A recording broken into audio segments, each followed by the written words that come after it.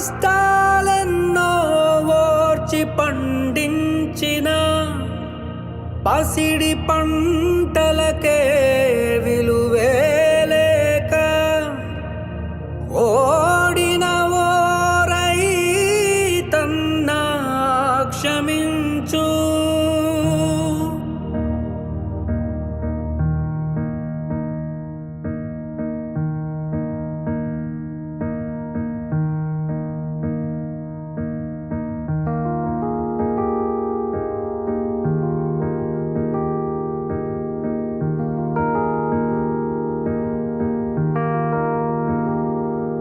నీ కష్టమిది, నీ గర్వమిది, నువ్వు కడుపున పెంచిన బిడ్డ ఇది.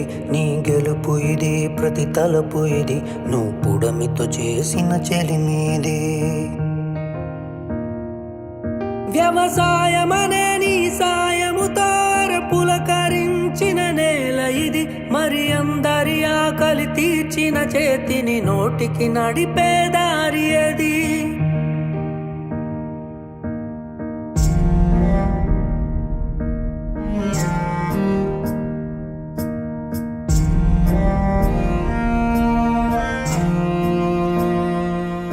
ప్రతి రైతు ఒక రాజంట, రాజరికాలే రద్దంట. రైతన్నా ఈ చోద్యం చూడరా.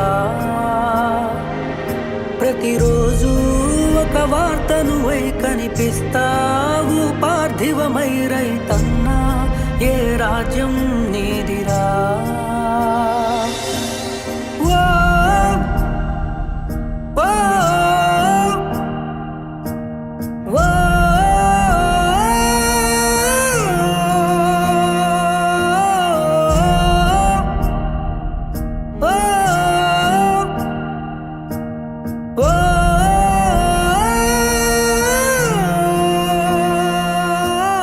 మారే కొలువుల తరిగే విలువల నడుమన సేద్యము ఎంచితివి. అందరి ఆకలి నిండుగా తీరగ కడుపు నింపుకొని మురిసితివి. దూడను సాగును భూమిని ప్రేమగా గుండెకు హత్తి తరంచితివి. మొలిచే మొలకల హరితములో జగతిన స్వర్గమే కాంచితివి.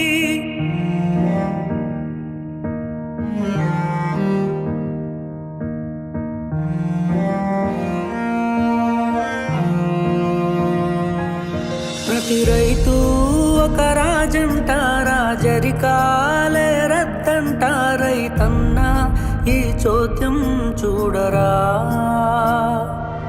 ప్రతిరోజు ఒక వార్తను వై కనిపిస్తావు పార్థివమై. రైతన్నా ఏ రాజ్యం నీదిరా.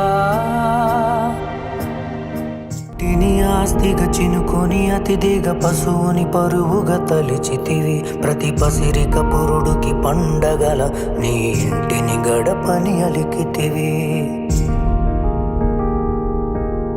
పంటలు రాలగా నేలలు ఎండగా శ్వాస బ్రతికితివి. నీ చెమటతో దున్నిన మట్టిలో చివరికి సాయము అందక కలిసితివి. ప్రతి రైతు ఒక రాజంట, రాజరికాలే రద్దంట. రైతన్నా ఈ చోద్యం చూడరా. ప్రతిరోజు ఒక వార్తను వై కనిపిస్తావు పార్థివమై. రైతన్నా ఏ రాజ్యం నీదిరా. తన సమస్యల కోసం సమ్మెలు చేయడానికి కూడా సమయం లేని ఏకైక కార్మికుడు ఒక్క రైతు మాత్రమే. ఎందుకంటే ఆయన మనకు 3 పూటల అన్నం తయారు చేసే పనిలో ఉంటాడు. తను విరామం లేకుండా శ్రమించి పండించిన దాన్ని తినేవారిలో ప్రధాని నుండి పాచి పని చేసుకునే వాళ్ళ వరకు అందరం ఉంటాం.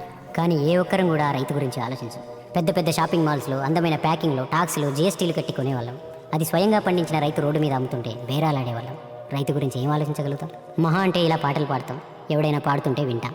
ఇదిలాగే కొనసాగితే రేపు రైతు అనేవాడు పురాణాల్లో పుస్తకాల్లో కథా వస్తువు అవుతాడు. మ్యూజియంలో మైనపు బొమ్మగా మాత్రమే మిగిలిపోతాడు. రైతు కనుమరుగైతే వ్యవసాయం మాత్రమే ఆగిపోదు, అన్నం ఆగిపోతుంది, అన్నీ ఆగిపోతాయి.